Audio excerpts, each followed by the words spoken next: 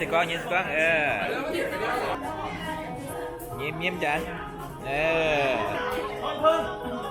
ไปที่อื่นโยก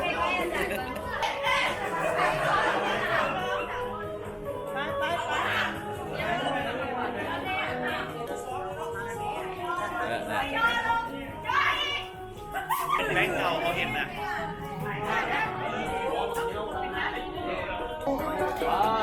ต่อแถวพิษโคเที่ยว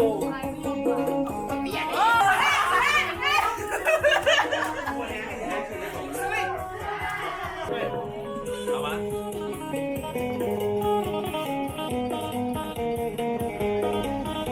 ใส่หมวกอย่างนั้นเอามาเนี่ยว่าเขาโดนมันปีนล้นบินมาทางนี้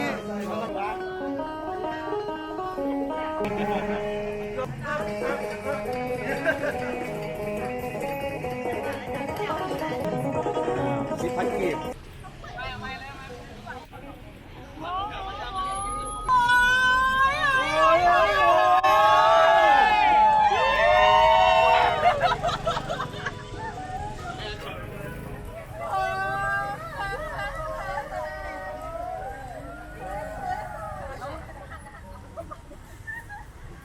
หลายๆเรื่องไทยจะเกิดนะ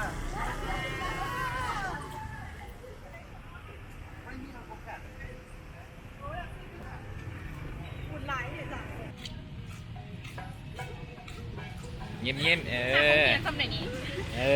ดี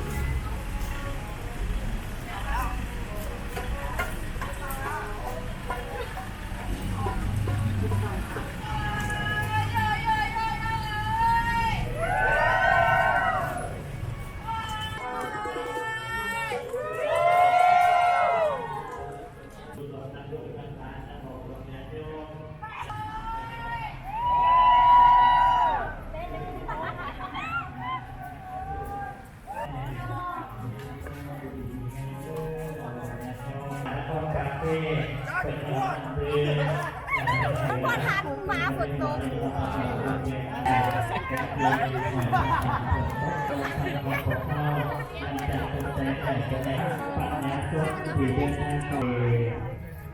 เบิ่งแง่เฉิมเสียญาติโยมผู้ที่เพิ่นมาเอกภาษา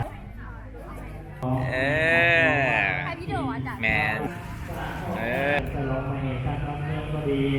หลวงพ่อเป็นญาติโยมผู้ที่โมเมนต์ประสงค์ของเราทุกบ้านที่เดินทางเข้ามาวัดศรีเมืองเพื่อที่จะเอกภาษาเปิดเวลา 19:00 กันมา300 กว่าองค์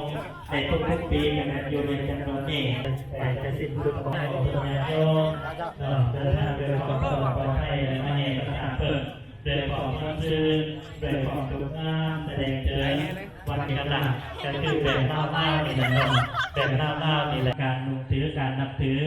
ที่ว่ามีขนบธรรมเนียมที่จบงามตอนนี้มาอีกแล้ว20,000 กีบตอนนี้ออกต้นใหญ่เตรียมแห้งไว้ตอนนี้คณะทีมงาน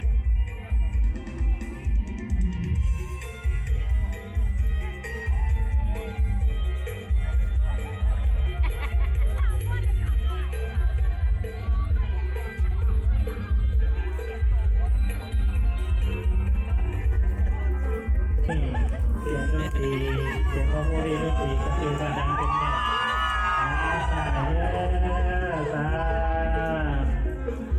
โอ้ยบอกว่าชีวิตเนี่ยสร้างกะที่ว่าจะทำยังไงยิ้มได้แม่เป็นยอดสร้างความ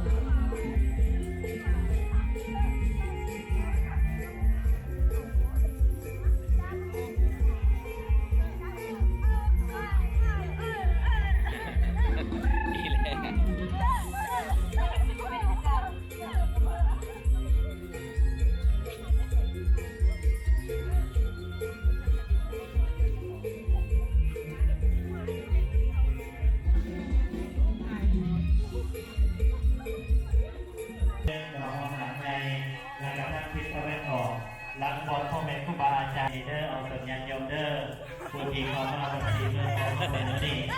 นอกทางบอกเอาประเด็นที่ป่ายแล้วเอาศึกษาอยู่นั่นเลย